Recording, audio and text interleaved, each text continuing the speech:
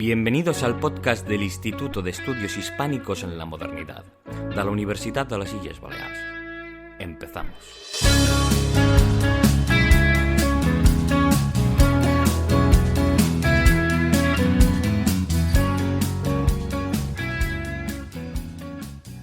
Buenos días a todos, estamos en un nuevo podcast del IEM, esta vez con un invitado muy especial.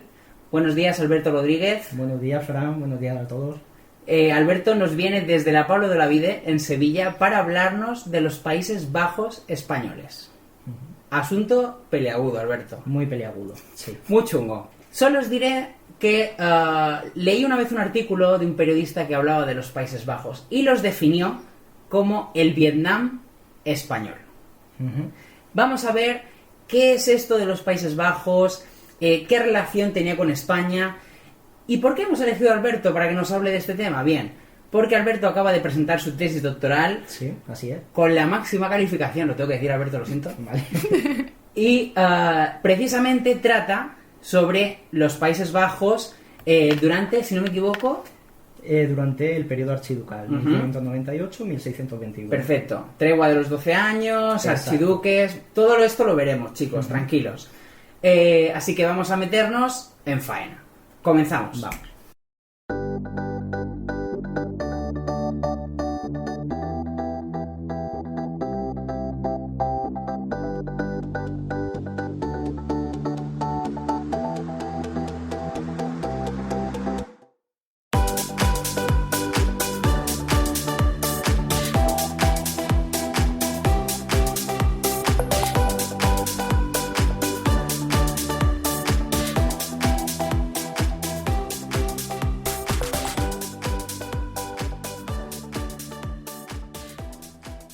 Vamos a empezar por el principio.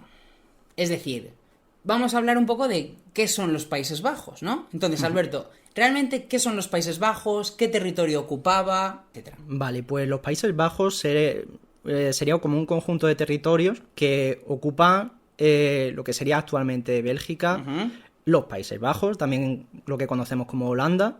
O sea, entonces, no es un estado, es decir, no estamos hablando de un estado unitario, sino que estamos hablando de países, es decir, territorios. Es un conjunto de territorios que vamos a ver que eran independientes, eran autónomos la mayoría, y que, bueno, por generalización se ha llegado a conocer como Países Bajos, pero eran totalmente independientes unos de otros. Bueno, vamos a hablar un poco de esos Países Bajos, de esos territorios durante la Edad Media, para conectar precisamente con la España de los Austrias, con la dinastía que regirá estos dominios, ¿vale? Así que cuéntanos un poco, Alberto, pues más o menos estos territorios, cómo funcionaban en la Edad Media, bajo quién estaban gobernados.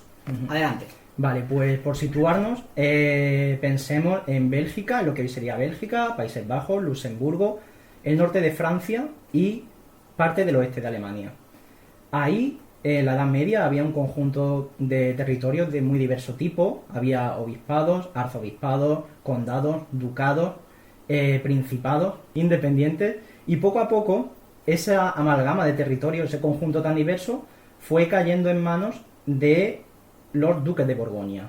Fue una rama de la dinastía Valois que empezó a hacerse fuerte a partir del control de una serie de territorios en esta zona. Y poco a poco fueron reuniendo bajo su mando los distintos condados, los distintos ducados que había, a veces gracias al uso de la fuerza, otras veces por matrimonio o por vía hereditaria. Alberto, yo tengo entendido que los duques de Borgoña eran como una auténtica migraña para los reyes de Francia. Eran un problema para los reyes de Francia porque en parte estaban muy conectados culturalmente a los reyes de Francia, pero también, por otro lado, en muchas ocasiones incluso se opusieron frontalmente a la corona de Francia y llegaron incluso a colaborar y a ser aliados de los ingleses en la llamada Guerra de los 100 años que enfrentó a Inglaterra y a Francia. Entonces sí que podía llegar a ser una amenaza. Muy bien, entonces tenemos a los duques de Borgoña que se van apoderando de territorios y van conformando un poco esa idea de Países Bajos, entiendo. Exacto. El gran objetivo de los duques de Borgoña era construir un conjunto de territorios más o menos continuo entre lo que sería la actual región de Borgoña hasta el Mar del Norte. Hubo una serie de campañas por parte de Carlos el Temerario. Ese tío famoso, me parece. Muy famoso. El esfuerzo ya lo iniciaron sus predecesores, pero Carlos el Temerario es el que realmente da un empuje bastante serio a ese proyecto que tenía la dinastía de Borgoña. Eso de Temerario ya nos da una idea de por dónde iba el colega, ¿no? Sí, el colega la verdad es que se opuso al rey de Francia, se enfrentó también a los cantones suizos. Bueno, era un individuo, era un jugador a tener en cuenta dentro del panorama de la Baja Edad Media. Carlos el Temerario muere en la batalla de Nancy, y todo su territorio pasa a manos de su hija, María de Borgoña. Y aquí vamos poco a poco acercándonos a los Habsburgo, que es lo que nos interesa realmente. María de Borgoña, sabéis que fue la abuela de Carlos V, el que siempre se ha dicho Carlos I de España, Carlos V, el César, emperador del Sacro Imperio, exacto. María de Borgoña murió de una forma repentina, creo que solamente tenía 25 años. Ay, pobre muchacha. Un accidente, cayó de un caballo y murió. María de Borgoña estaba casada con Maximiliano de Habsburgo. Quedémonos con este nombre. Aquí entra en juego la dinastía Habsburgo, que va a tener un vínculo de siglos, durante siglos, con los Países Bajos. Maximiliano, como soberano consorte, hereda los títulos de María de Borgoña, pero las ciudades de Flandes, las ciudades de Brabante, territorio que comprende lo que hoy entendemos como Países Bajos, se opusieron a Maximiliano de Habsburgo y hubo una guerra civil. Directamente se enfrentaron a él.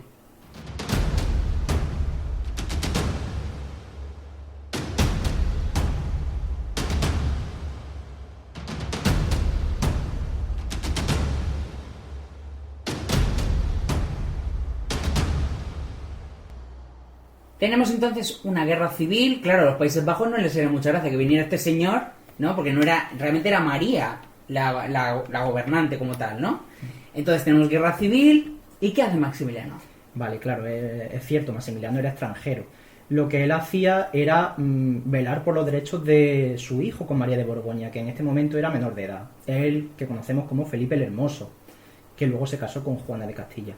Finalmente la situación se soluciona cuando Felipe el Hermoso llega a la mayoría de edad. Entonces, las ciudades que se habían opuesto a Maximiliano de Habsburgo eran ciudades muy celosas de su autonomía, entienden que es un soberano natural, no es un extranjero. Claro, aparte de llevar la sangre de la madre y todo eso, ¿no? Llevaba la sangre de la madre, entonces la situación, pues al final se soluciona de alguna manera. Vale, entonces, y aquí es donde tenemos la conexión con España, empieza, ¿no? Es decir, cogemos a Felipe y lo casamos con una infanta de Castilla, ¿no? Exacto. Ellos dos, el matrimonio de Felipe el Hermoso y de Juana de Castilla, la mal llamada como Juana la Loca, da a luz a Carlos I. Vale, entonces tenemos un matrimonio entre el archiduque Felipe el Hermoso y la infanta Juana. De ese matrimonio no solo nacerá Carlos, el futuro emperador Carlos, sino también nacerá la conexión directa con España. Vamos a ver exactamente cómo se dio esta conexión.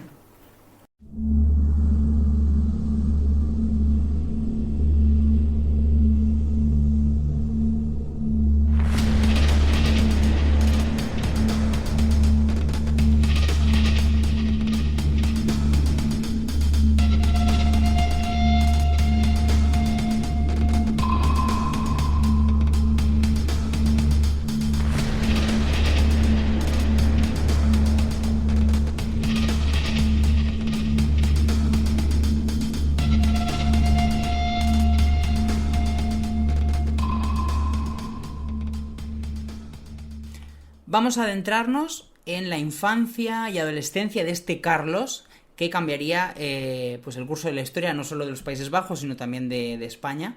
¿Cómo fue la infancia de Carlos? ¿Dónde la pasó? Háblanos un poquito, Alberto, de todo esto. Pues antes de nada pensemos que Carlos I era natural de los Países Bajos. Él nació en Gante, una de las ciudades más importantes de Flandes, y bueno, él cuando era niño, en 1505, él ya fue nombrado duque de Borgoña. Es decir, recibió los títulos que había ostentado su abuela María de Borgoña y su padre Felipe el Hermoso. Él viaja a España y claro, era un rey viajero, era un rey que iba de territorio en territorio recibió un patrimonio inmenso gracias pues a su abuelo, gracias a sus predecesores, y él viajaba por los distintos territorios que conformaban esa monarquía. Una cosa que creo que es importante recalcar es lo que tú has dicho.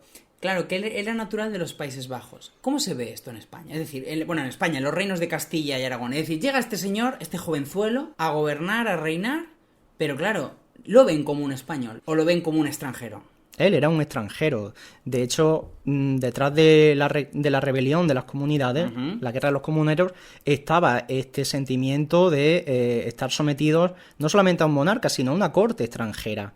Porque Carlos llegó a España rodeado de sus cortesanos, de cortesanos flamencos, de cortesanos brabanzones. Y claro, esto la élite castellana no lo vio bien, en absoluto.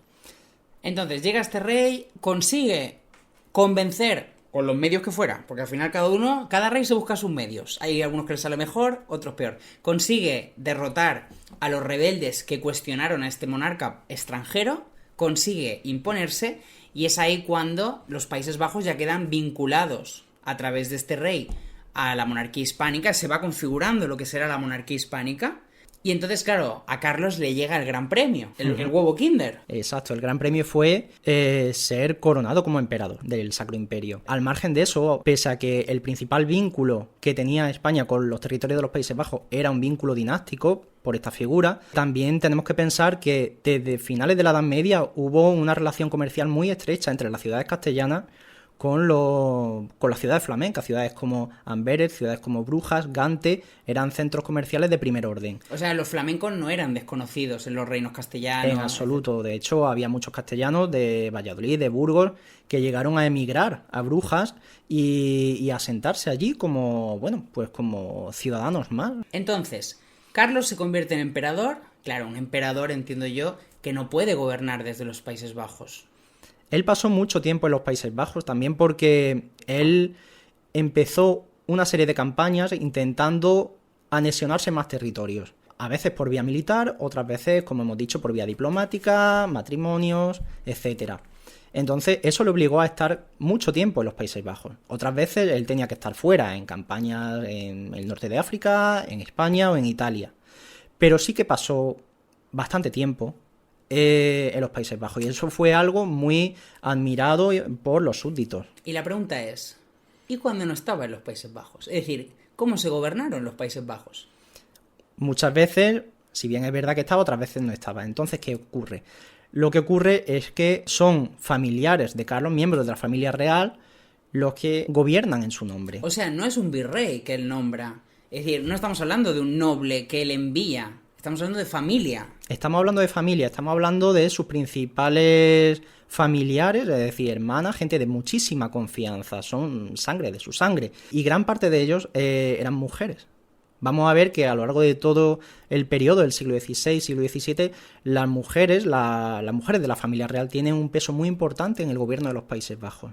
Y Alberto, ¿tú por qué crees, en una opinión propia, ¿por qué crees que realmente elegía a un miembro de la... Es decir, ¿por qué no colocaba a un miembro de la familia real en Milán o en el reino de Nápoles? ¿Por qué lo colocaba en Flandes? ¿Había algún sentimiento? Porque claro, la dinastía al final viene de allí, ¿no? ¿Es por eso realmente o es por otras cuestiones? Según crees tú. Creo que siempre los súbditos de los Países Bajos necesitaron gobernantes de sangre real, de la dinastía natural de ese territorio. Igual que lo había sido María de Borgoña, lo fue Felipe el Hermoso, Carlos V, y querían gobernantes que se mantuvieran dentro de la familia real, que no fuera simplemente un gobierno delegado. Claro, aparte Carlos, entiendo, supongo que sabría o conocería lo que le pasaría a su padre, a lo mejor, la rebelión, es decir, ese rechazo de los flamencos, en general, de los habitantes de los Países Bajos hacia todo lo que no fuera, pues, propio como tal. Entonces, vamos a hablar un poco de esas mujeres, que creo que es una cosa súper importante y a resaltar. ¿Quiénes eran? ¿Quiénes fueron en la época de Carlos V esas gobernantes mujeres y que eran miembros de la familia real? Bien, pues podemos hablar, por ejemplo, de María de Hungría, que fue hermana de Carlos V, hermana directa. Bueno, María de Hungría fue una gobernadora excelente en un tiempo difícil en el que Carlos V estaba en guerra contra Francisco I de Francia, y pensemos en la cercanía geográfica que existe entre los Países Bajos y los territorios de Francia. Entonces era importantísimo mantener allí una estabilidad y una quietud que hiciera posible ese conflicto contra Francia. Y también, si no voy equivocado, puso allí una hija. Efectivamente, puso a su hija Margarita de Parma, pero Margarita de Parma, tuvo que hacer frente a una situación un poquito más complicada. Y en ese caso vamos adentrándonos poco a poco en la década de 1550, década de 1560, y pese a que la relación con Francia mejora, aparece en Europa un movimiento de tipo religioso llamado calvinismo. El calvinismo empieza a ganar adeptos en estas décadas, en la década de 1550-1560, entre las principales ciudades flamencas. El calvinismo, si no voy equivocado, es una de las muchísimas religiones protestantes, ¿no?, que salen en Europa. Tenemos el luteranismo, todo esto, y también se infiltra en los Países Bajos. Se infiltra hasta la médula. Con la llegada del calvinismo y la conversión de muchísima población flamenca y brabanzona a esta nueva religión, Carlos V empieza a hacerse un poco más intolerante. Si bien es cierto que la historiografía ha resaltado la imagen pacífica, tolerante de Carlos V, poco a poco va cambiando su actitud. En parte por culpa de la llegada del calvinismo y en parte también porque él mismo tuvo que sufrir una rebelión muy fuerte por parte de los habitantes de su propia ciudad natal. En Gante, en 1540, la ciudad se rebela contra Carlos V por una cuestión financiera, por un aumento de impuestos. Y hubo una revuelta muy grave. El propio Carlos V tuvo que venir al mando, dirigiendo personalmente al ejército para pacificar la revuelta. O sea, Carlos al final se vuelve más intransigente, pero por una cuestión de adaptación. Al final, él mismo, por la situación, él dice, no podemos ser permisivos, vamos a por ellos. Exacto, eso se ve muy bien en las cartas que al final hace, en las recomendaciones que le hace a su hijo Felipe II. Él deja claro que no debe tolerar ningún tipo de ataque a la religión católica o que tiene que perseguir con bastante ahínco a estos herejes que empiezan a proliferar y están multiplicándose en las ciudades de los Países Bajos.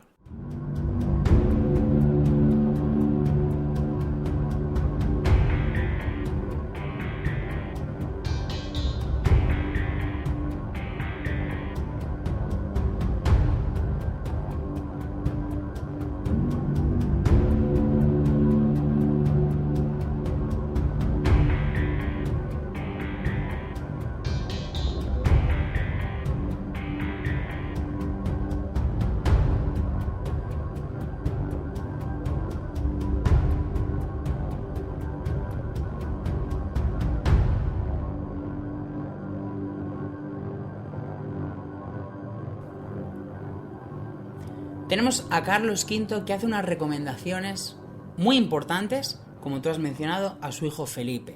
Felipe, que es conocidísimo como el perseguidor, ¿no? El destructor, el defensor de la Iglesia Católica. Vamos a ver realmente qué es lo que pasó, porque yo creo que uno de los grandes quebraderos de cabeza de Felipe II fueron los Países Bajos. Vamos a ver qué es lo que ocurrió durante el reinado de Felipe. Cuéntanos un poco sobre la famosa rebelión de los Países Bajos de esta época. Pensemos que Carlos V cede a su hijo Felipe II los derechos sobre los Países Bajos en 1555. Como ya comenté, poco a poco la situación empieza a agravarse y ya con Felipe II en el trono, ya siendo duque de Borgoña, hay una serie de factores que tenemos que tener en cuenta. Uno de ellos sería la aparición de esa nueva fe, del calvinismo, que fue duramente reprimido desde el gobierno de Bruselas, también a veces, aunque no siempre, desde los gobiernos locales. Y por otro lado, tenemos que hablar de una figura clave. El cardenal Granvela fue una figura bastante importante. ¿Por qué fue importante? Pues porque él intentó implementar una serie de medidas en la organización de los obispados que había el cardenal Granvela, fue un colega importante de Margarita de Parma, ¿no? De la gobernante. Sí, Margarita de Parma estaba como gobernadora en Bruselas y tuvo que hacer frente a esa reforma del número de obispados. Aparte de ello, ella tuvo que recibir en audiencia a un conjunto de nobles de los Países Bajos, eran nobles de la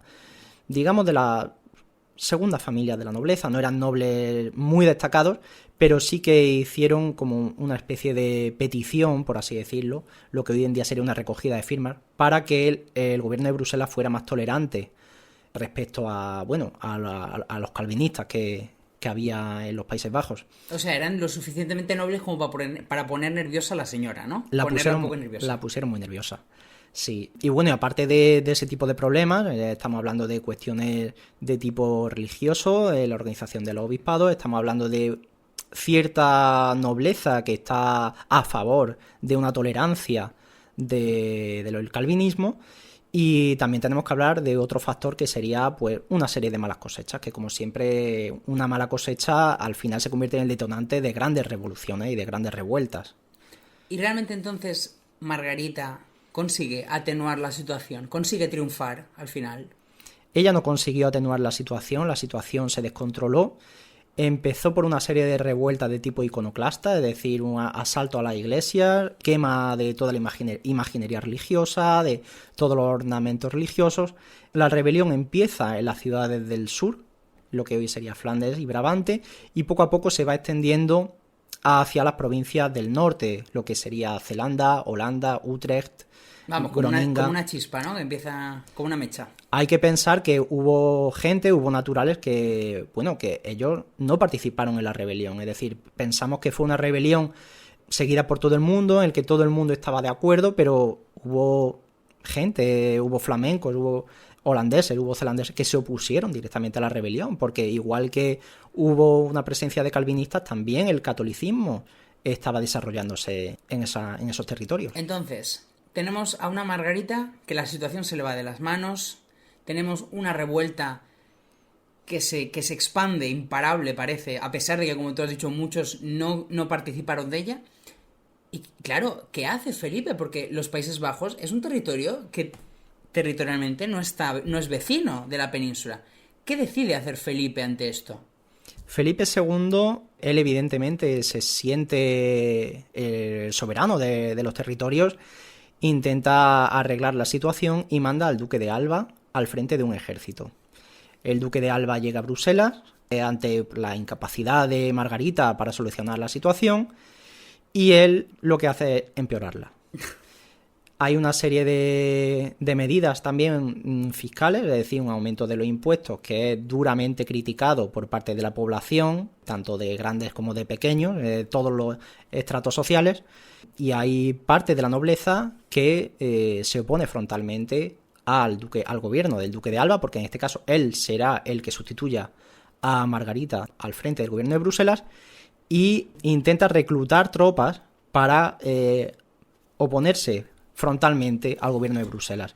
¿Y por qué es famoso el duque de Alba? Porque de hecho yo creo que sigue siendo famoso, ¿no? Bueno, no solo en Flandes, sino también en la historiografía española. Pero ¿por qué es famoso? ¿Qué hizo este hombre para ser tan famoso? Bueno, el duque de Alba siempre se ha visto como la bestia negra dentro de la historia tanto de Bélgica como de los Países Bajos. De hecho, hasta hace unas décadas, todavía para asustar a los niños, para que fueran a la cama, pues las madres decían que iba a venir el duque de Alba a llevárselos, a castigarlos. Yo también tendría miedo. Todo el mundo tendría miedo del duque de Alba. Pero sí, la verdad es que ha sido una figura bastante problemática.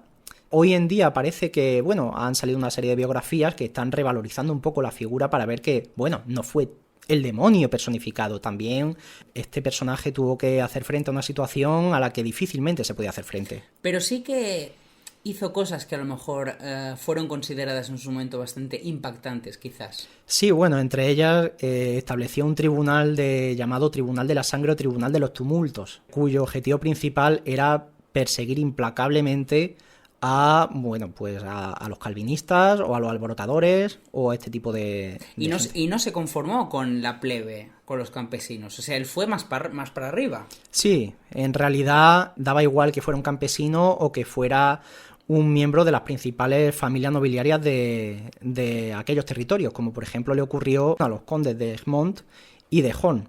Estos fueron dos personajes que fueron ajusticiados públicamente, fueron decapitados por orden del duque de Alba. Hubo un tercero que afortunadamente para él escapó, que fue Guillermo de Orange, uno de los principales hombres de confianza de Carlos V, que luego pasa al servicio de Felipe II, y que ante esta situación él se pone de parte de la rebelión. El duque de Alba intenta justiciarlo, pero finalmente Guillermo de Orange escapa, huye a buscar el cobijo de sus parientes en territorios alemanes. Allí intenta reclutar un ejército para combatir al duque de Alba. Esto es lo malo de cuando no te consigues cargar a alguien, que claro, luego el chico quiere venganza, quiere, ¿no? Entonces siempre hay que tener cuidado con estas cosas, hay que tenerlo todo muy controlado, ¿no? Exacto. Entonces tenemos al duque de Alba que aplica esa persecución, ese gobierno, ¿y realmente solucionará el problema?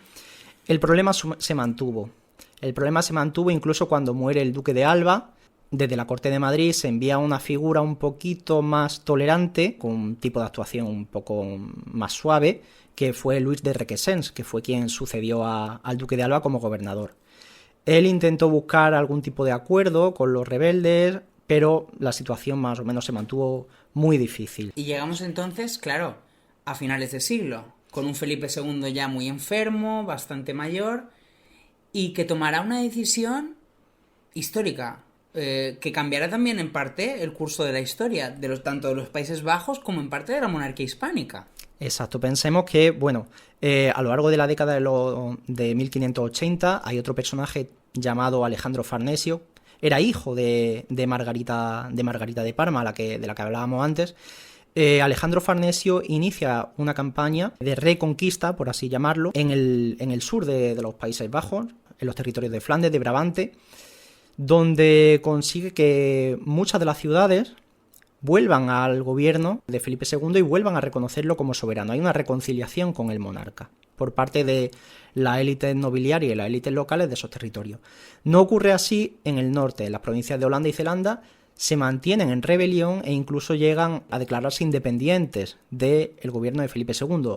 Ellas proclaman su independencia. Entonces tenemos, como estás diciendo tú, dos perspectivas. Tenemos los Países Bajos del sur, que se declararán fieles a Felipe, y por otro lado las Provincias Unidas, que es todos esos territorios del norte, que ya se declaran independientes, aunque obviamente Felipe nunca lo reconoce como tal, entiendo. Exacto, Felipe II nunca renunció a sus derechos legales sobre las provincias del norte, pero ellas se constituyeron a sí mismos como si fuera una república. Entonces, poco a poco se van creando esos dos bloques de los que hablabas, tanto desde un punto de vista político como, muy importante, religioso, porque en el sur sí que el catolicismo va ganando fuerza. Pensemos que la rebelión y el calvinismo había estado muy fuerte en el sur, pero con el paso del tiempo el catolicismo al final será la religión que se imponga, la fe que se imponga en las provincias del sur. También es un vínculo más con el rey, entiendo, ¿no? Es decir, que al final esos territorios deciden mantenerse bajo la órbita de Felipe. Sí, claro, ellos lo que hacen es una reconciliación. Uh-huh. Ellos vuelven a ser, se proclaman vasallos leales al rey, a Felipe II en este caso, frente a los vasallos del norte que, bueno, se declaran en abierta rebeldía. Claro, entonces tenemos a un Felipe que está ya pachucho, está ya en las últimas, y claro, es que es un marrón importante. Claro, el territorio, mientras que en el sur la cosa parecía que poco a poco iba solucionándose, la guerra se mantenía con los territorios, con las provincias del norte. Aparte, la guerra no fue fácil de ganar, porque las provincias del norte, bueno, por cuestiones de la campaña, del tipo de fortificación que allí había, el propio territorio jugaba a favor de la defensa de aquellas ciudades, entonces era muy costoso mantener una guerra que era muy difícil ganar. Y entonces, Felipe, ¿cómo? O sea, antes de morir el hombre, ¿cómo deja el asunto cerrado para su herencia? Pues lo que hace Felipe II, y viendo que llega al final de sus días, decide implantar una medida que será ceder parte de su territorio. Bueno, él pensaba ceder todos los Países Bajos, lo que pasa es que, claro, parte de esos Países Bajos no lo reconocían como monarca. Él sí, pero los otros no. En teoría él quería hacerlo. Quiere cederlos a su hija Isabel Clara Eugenia. O sea, cuando dices ceder, ¿qué significa eso? Ceder. Significa que renuncia de manera voluntaria a los derechos sobre esos territorios y esos territorios los entrega a su hija y, bueno, también en este caso sería al matrimonio entre su hija, Isabel Clara Eugenia, y el archiduque Alberto. Entonces los Países Bajos se separan de la monarquía. Podemos decir que se desgaja, aunque, bueno, en la práctica siempre se mantuvo el vínculo, es decir, no hay una separación estricta. Claro, porque el heredero, Felipe III, no sabemos hasta qué punto le haría gracia que le quitaran un trocito de herencia. Ni a Felipe III ni a sus principales ministros. Nadie quería renunciar. Vamos, Felipe III finalmente tuvo que ceder los derechos a su hermana mayor, pero bueno, la decisión levantó algunas críticas en el Consejo. Lo importante es que Felipe II muere y es aquí donde se inicia la etapa archiducal.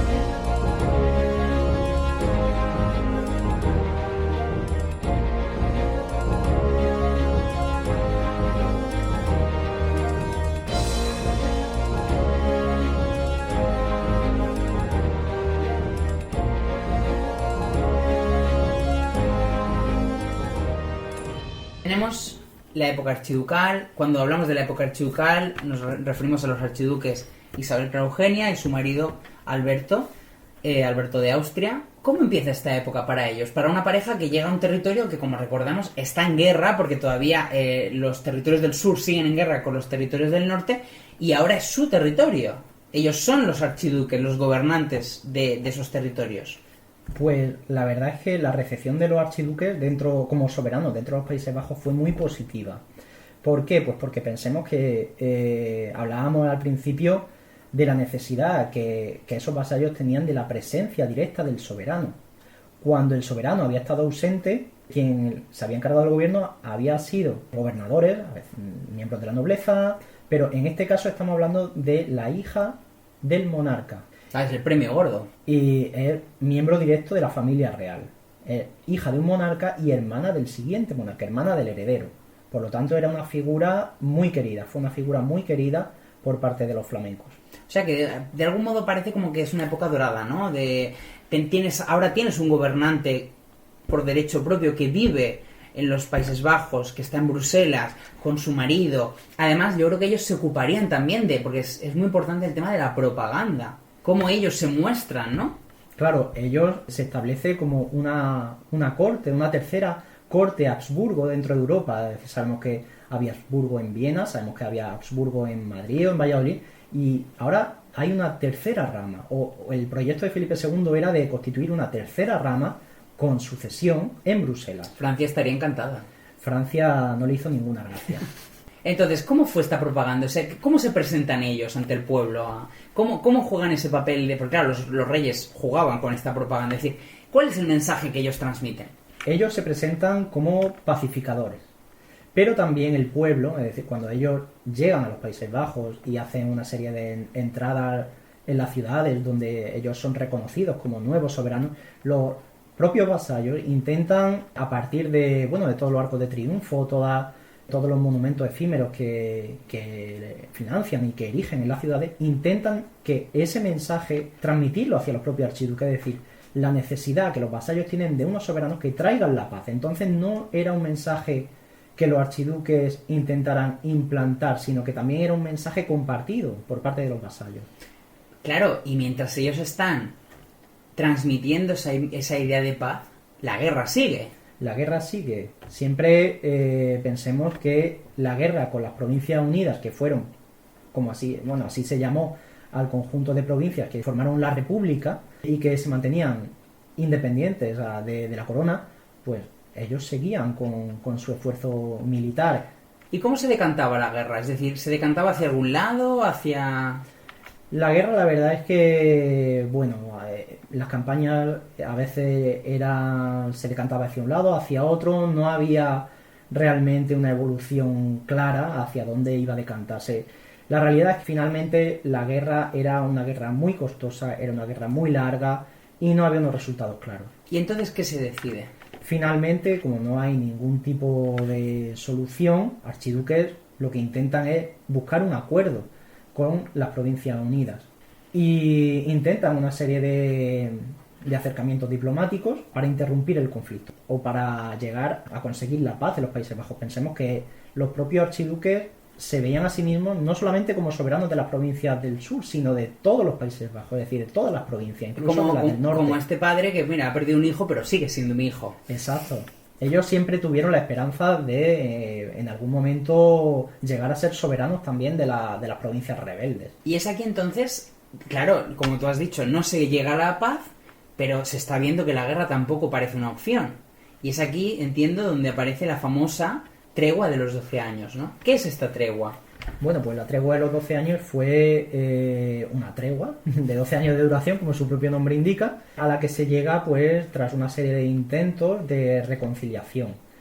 A veces directamente por parte de Bruselas, pero desde La Haya, es decir, desde las autoridades de las Provincias Unidas, se tenía cierta desconfianza hacia el gobierno archiducal.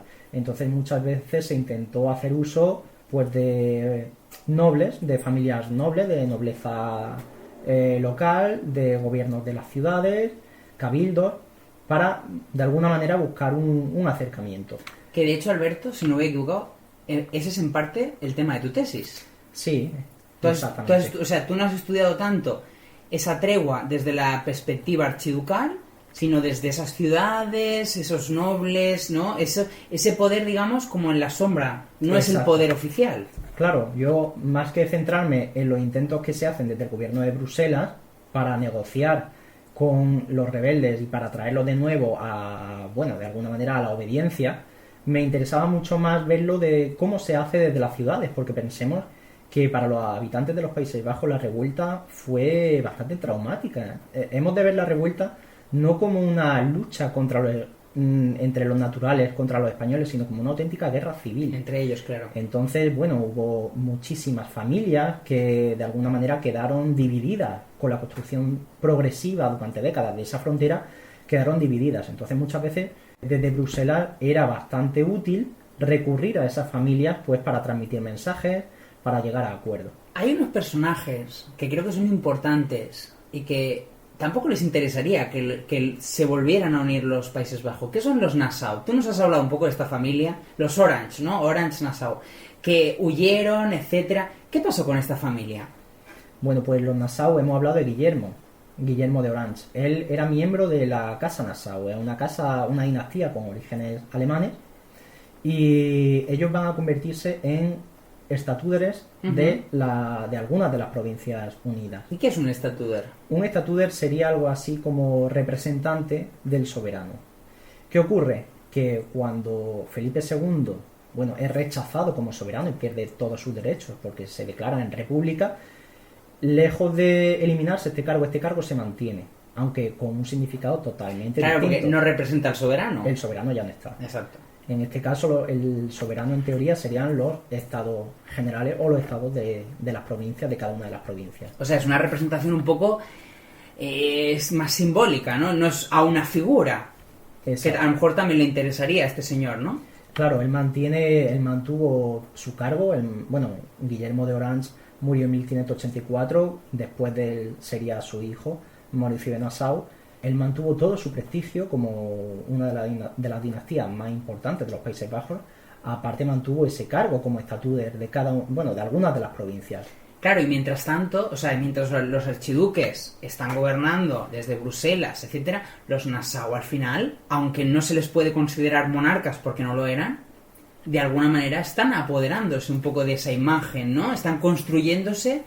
De hecho, si no me he equivocado, se retrataban, tenían mucho poder en ese sentido. Claro, ellos fueron ganando poco a poco prerrogativas. Y pensemos que entre sus prerrogativas más importantes estaban la de el mando militar.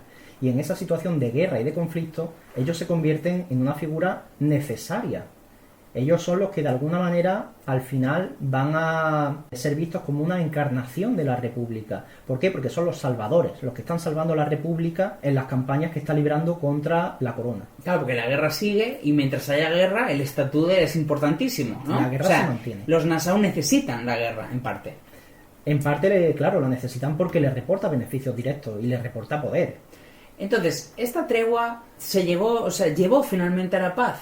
La tregua de los 12 años. La tregua no llevó finalmente a la paz, porque si bien es cierto que se abrieron las fronteras, de alguna manera se restableció la comunicación entre las provincias del norte y las provincias del sur, ya se hizo evidente, precisamente en esta época se hace evidente de que la reconciliación final, la pacificación definitiva de los Países Bajos no era posible. Durante un proceso de décadas se había ido forjando una identidad distinta, una identidad católica y leal al rey de España en el sur y una identidad más calvinista y republicana en el norte. Claro, al final cada uno tira hacia su lado, entiendo, ¿no? No hay una voluntad realmente de llegar a la paz. Exacto, y pese a que, bueno, que cada uno intentaba, percibió la paz como una posibilidad para esa reconciliación final, se hizo evidente que no era posible.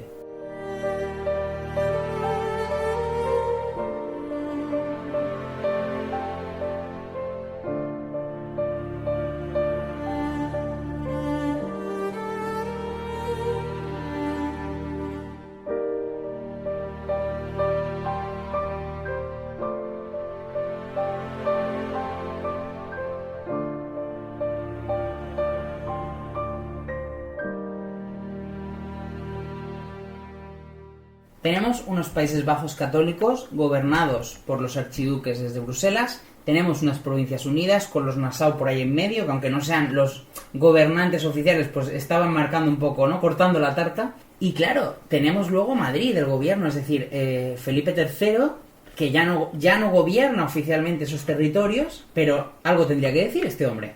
Claro, era muy importante. Madrid siempre supervisó un poco la labor de los archiduques. De hecho, a esa función ayudaba muchísimo el embajador que Felipe III tenía en Bruselas. Es decir, había un embajador español en Bruselas que informaba puntualmente al rey de todo lo que sucedía, de todo lo que ocurría y, bueno, de qué hacían los archiduques. ¿Y hasta qué punto era un espía este embajador? Era un espía completamente, era un espía. Su principal función era la de informar.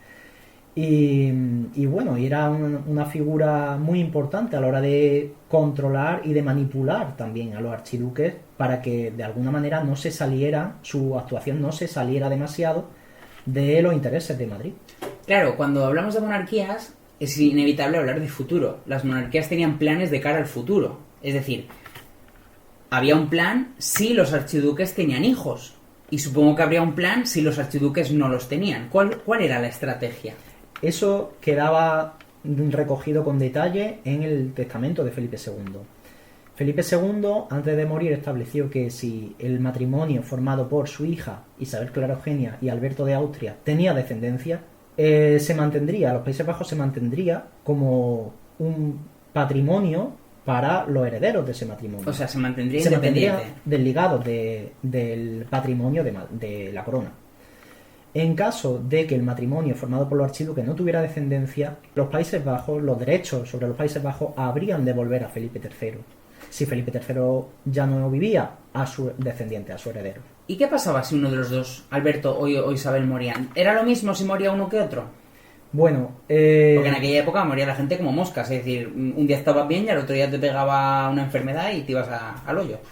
En ese caso estaba también estipulado que si moría alguno de los cónyuges, el otro se mantendría como gobernador. Independiente. Gobernador, no, ya pasa. Tutelado por... Vale, entonces entendemos que si muere uno de los dos, el chollo se acaba y vuelven los Países Bajos a la monarquía hispánica, a los austrias españoles, y ese superviviente, Isabel o Alberto, seguirían gobernando como gobernador, ¿no? Entiendo. Como gobernador bajo la tutela de Felipe III o de alguno de sus descendientes. Y yo, Alberto, me voy a meter un poco de chafardeo. Porque todo el mundo quizás se estará preguntando, pero ¿y esta pareja?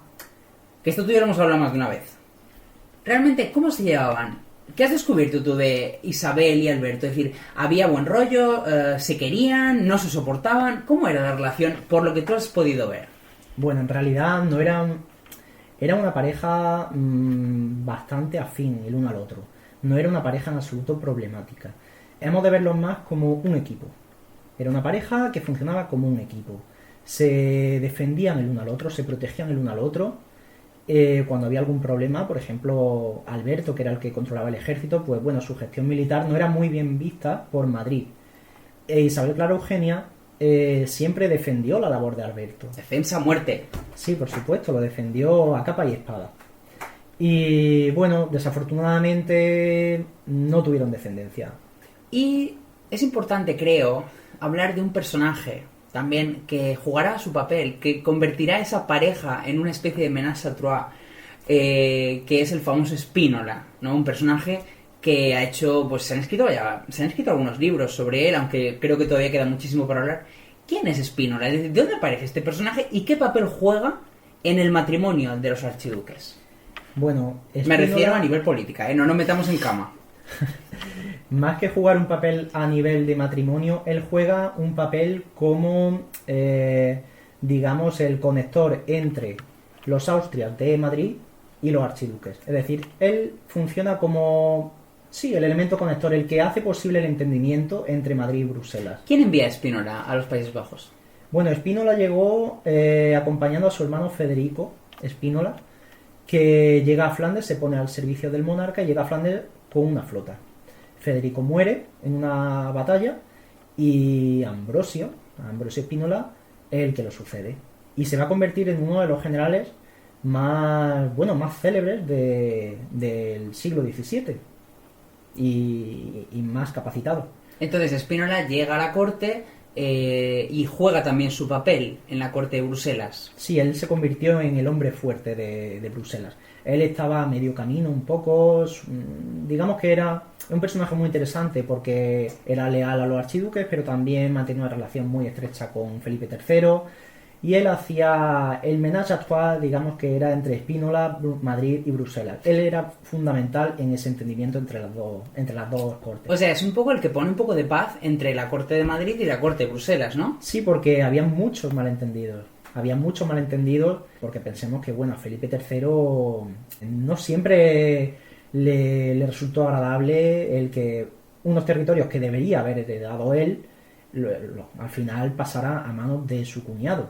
Entonces, tenemos, como digo, esa guerra que se ha parado con la tregua. Tenemos a unos archiduques que no tienen descendencia.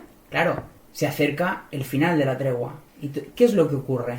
Bueno, pues en 1621 fue un año crítico porque ocurren dos cosas muy importantes. Como bien has dicho, es el final de la tregua, que había empezado en 1609, recordemos, 12 años, pero también coincide con la muerte de Alberto. Alberto muere, bueno, era un personaje que tenía una salud bastante débil, tuvo muchísimas convalecencias graves a lo largo de ese régimen archiducal. En 1621 finalmente muere, Isabel lo sucede, y Isabel acepta convertirse en gobernadora perpetua de los Países Bajos católicos. ¿Qué significa eso?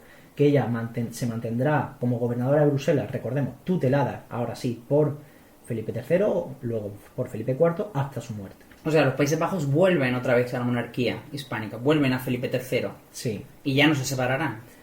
Ya no se separarán. Entonces, ¿qué tal le fue a Isabel, ya viuda, pobre mujer? Bueno, Isabel cumplió algunas de las funciones que antes cumplía Alberto, que Alberto había sido el que había manejado de alguna manera todo el esfuerzo militar, se había encargado de dirigir el ejército, siempre ayudado por Spínola, y ahora va a ser una mujer la que se encargue de dirigir el ejército y de planificar las campañas. Y no deja de ser curioso, y ya vamos a ir acabando, no deja de ser curioso que después de Isabel, Madrid utilizará una nueva política, es que empezará a enviar nobles, es decir, enviará miembros de la familia real, si no me equivoco, un hijo bastardo de Felipe IV, el príncipe Juan José de Austria, será gobernador también, pero esa época de régimen gobernado por mujeres, todo esto, ¿qué pasa con todo? Es decir, acaba un poco, ¿no? Hay como un control más directo de Madrid, de los Países Bajos. Sí, claro, hay un control muchísimo más directo.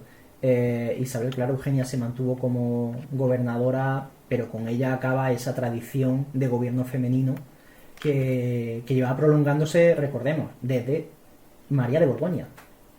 Entonces, a partir de ahí empiezan a mandarse nobles. Bueno, también el cardenal Infante también acaba actuando como gobernador cuando muere Isabel. O sea, se enviarán miembros de la familia real, sí, se sigue manteniendo, pero no veremos una presencia femenina tan importante, parece, no, después de Isabel. Se mantiene esa tradición, porque era una tradición muy importante, recordemos, para mantener la lealtad de los vasallos, la presencia de miembros de la familia real, pero ya las mujeres desaparecen un poco de su papel tradicional como gobernadoras y como soberanas.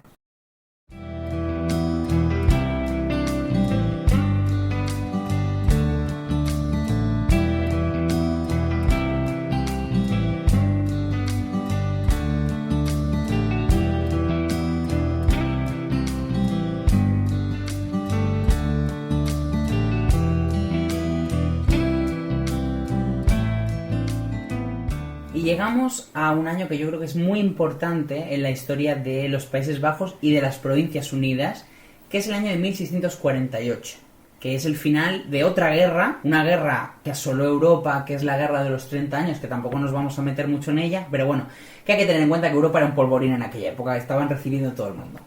Entonces, acaba una guerra de los 30 años en Europa y también hay que tener en cuenta que la guerra entre las Provincias Unidas y España, en este caso los Países Bajos dentro de la monarquía hispánica, ha seguido durante todo este tiempo, mientras Madrid ha enviado a sus gobernadores, etc. Y en 1648 acaba esa gran guerra con una decisión súper importante para los Países Bajos y para las Provincias Unidas. ¿Qué se decide? Vale, pues claro, te refieres al Tratado de Münster. El famoso tratado. Que entraba dentro de la Paz de Westfalia, que fue un conjunto de tratados paralelos por los que se puso fin a esa situación tan complicada en Europa como fue la Guerra de los 30 años. En el Tratado de Münster se establece un poco el resultado de una guerra que había durado 80 años, desde que se inició la revuelta hasta este año de 1648. Y por ese tratado, el rey Felipe IV reconoció la independencia teórica, porque había reconocido un poco la autonomía durante la guerra, durante la tregua de los 12 años se reconoció un poco no llegaron a reconocer la independencia, pero de facto eran independientes. Pero ahora es cuando la corona reconoce la independencia completa de las Provincias Unidas y renuncia a cualquier derecho sobre ellas. O sea, ese territorio que había formado parte de los Países Bajos ya definitivamente se independiza completamente. Definitivamente se independiza como una república que llevaban siendo durante décadas, y el rey de España renuncia a esa larga lucha en defensa de sus derechos y qué ocurre con...? Y se mantiene sí como soberano de las provincias católicas. O sea, seguirán los Países Bajos. Cuando ahora hablemos de los Países Bajos españoles, ahora sí que sí hablamos de esos territorios que se mantuvieron fieles a la monarquía, ¿no? A Felipe, sí. A los Felipes, al gobierno de los Felipes. Son los territorios que hoy en día llamaríamos Bélgica, coinciden con Bélgica y Luxemburgo. Y yo me gustaría acabar diciendo que habría otro gran problema para la monarquía, que sería otro rey que decidiría por su cuenta y riesgo apoderarse de media Europa. No de los Países Bajos españoles, es el famoso Luis XIV de Francia, que esto ya es otra historia, pero me gustaría reflexionar sobre la importancia que los Países Bajos tienen a nivel geográfico, a nivel estratégico, para que tantos reyes se fijaran en esos países, ¿no? O sea, me gustaría que acabaras haciendo un poco de reflexión, Alberto, sobre la importancia de esos Países Bajos. Sí, bueno, los Países Bajos siempre fueron considerados como la plaza de armas de la monarquía. ¿Por qué? Precisamente por esa importancia estratégica tan evidente. Está muy cerca, geográficamente hablando, de Francia, del Sacro Imperio, de las Provincias Unidas, del Báltico, del Mar del Norte. Italia nos pilla muy lejos. En fin, podríamos considerarlo el territorio geográficamente más importante de Europa. Alberto, bueno, si te parece lo dejamos aquí. Muchísimas gracias, nos ha encantado escucharte. Además, a un especialista siempre gusta escuchar. Así que gracias por venir a este podcast de Lien y esperamos tenerte pronto con nosotros. Bueno, muchas gracias a ti, Fran, y encantado de volver a compartir con alguna conversación con vosotros. Gracias a todos y nos vemos en el próximo podcast.